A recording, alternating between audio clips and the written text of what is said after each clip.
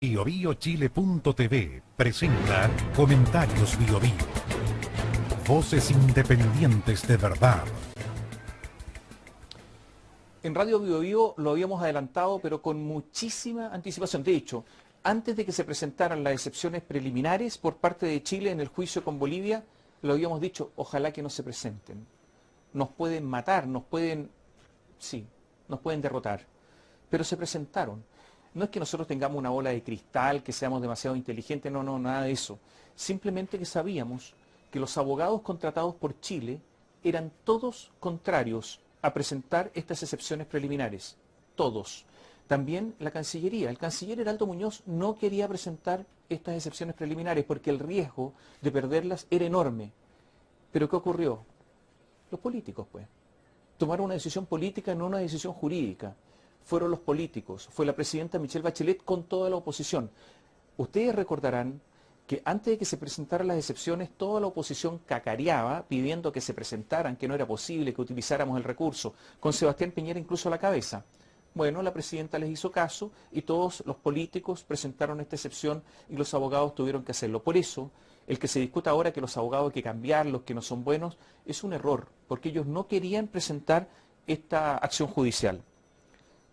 Hay distintas formas de perder, pero la forma en que perdió Chile fue la peor de todas, fue una derrota gigantesca.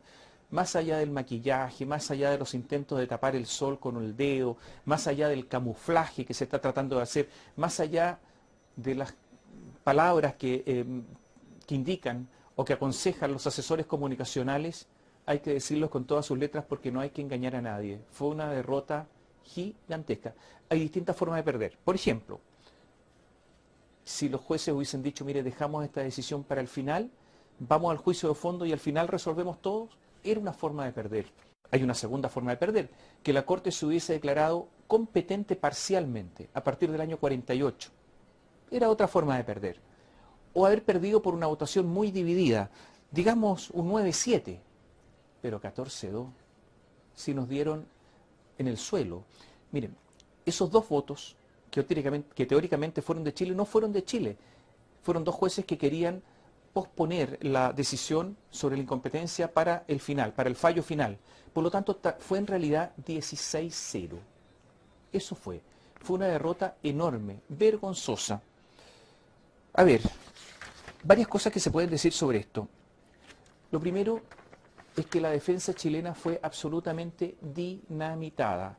Fue una defensa, una línea Maginot que fue absolutamente quebrada. La lógica chilena fue totalmente destruida. ¿Cuál era esa lógica? La lógica chilena es, hay un tratado de límites, el tratado se firmó en 1904, ese tratado establece que perfectamente la frontera con Bolivia, no hay por lo tanto cuestiones pendientes con Bolivia, y como el tratado se firmó en 1904 y la Corte tiene competencia a partir de 1948 en virtud del Tratado de Bogotá, la Corte no puede meterse, está todo oleado y zanjado con Bolivia. Eso fue lo que se rompió con esta decisión de la Corte. Se acabó la línea de defensa chilena, el instrumento jurídico que es el Tratado de 1904. En un juicio, en cualquier juicio, es muy importante determinar lo que se llama la litis, así le llaman los abogados. ¿Cuál es la controversia? ¿Cuál es el conflicto? Para Chile el conflicto era la pretensión de Bolivia de desconocer el Tratado de 1904. Para Bolivia, la controversia era que Chile tiene una obligación de negociar y no la ha cumplido. Eran dos cosas totalmente distintas. ¿Qué hizo la Corte? Y esta fue la gran derrota chilena, que acogió la tesis boliviana.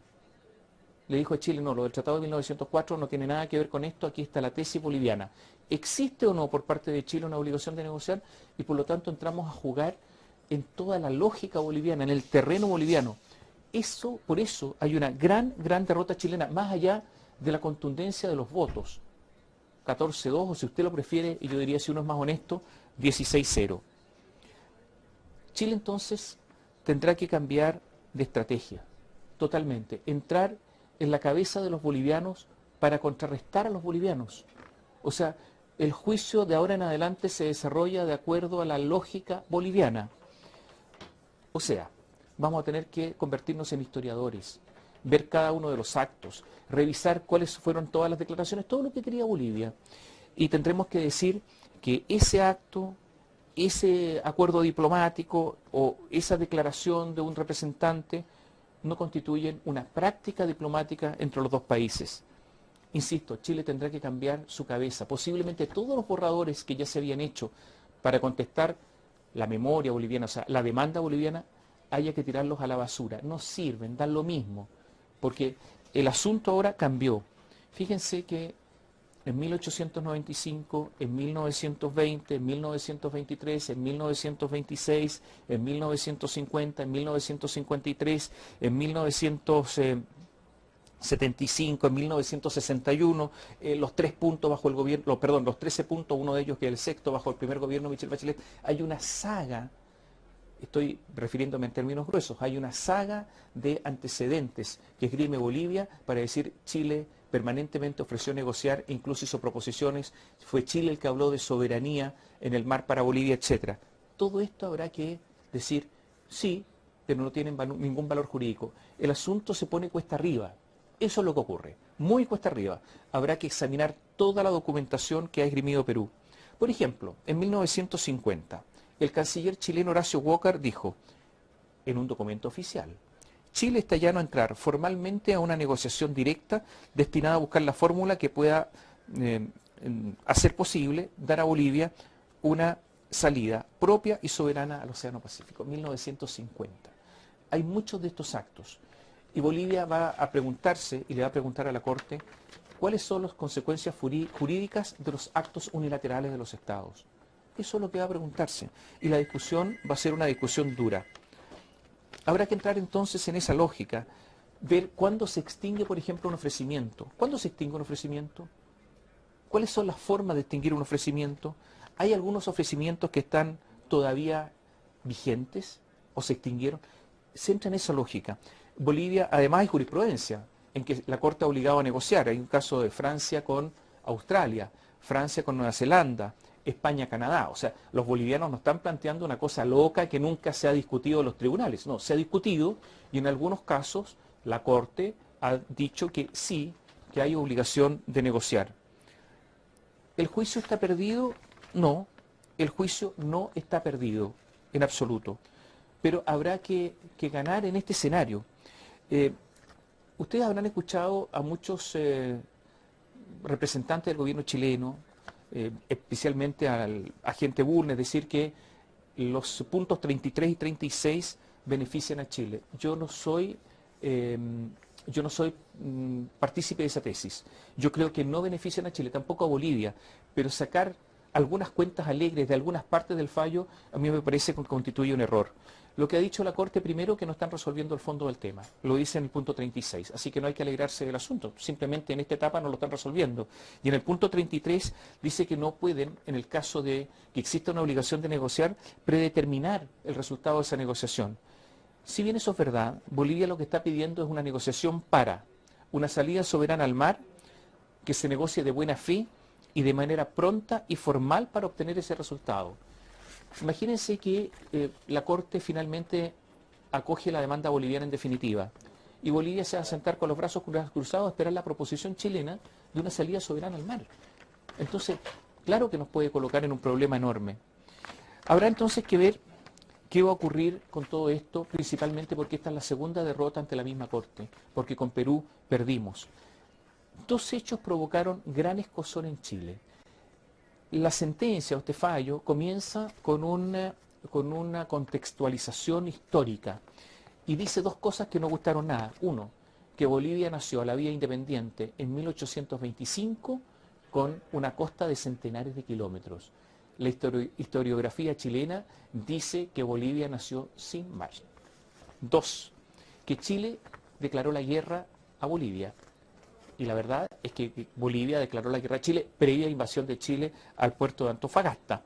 Todo esto evidentemente que molestó porque da lugar a que los jueces suponen un acto de injusticia por parte de Chile, que Chile es el agresor, que hay un contexto, que hay una víctima y un victimario que sería nuestro país.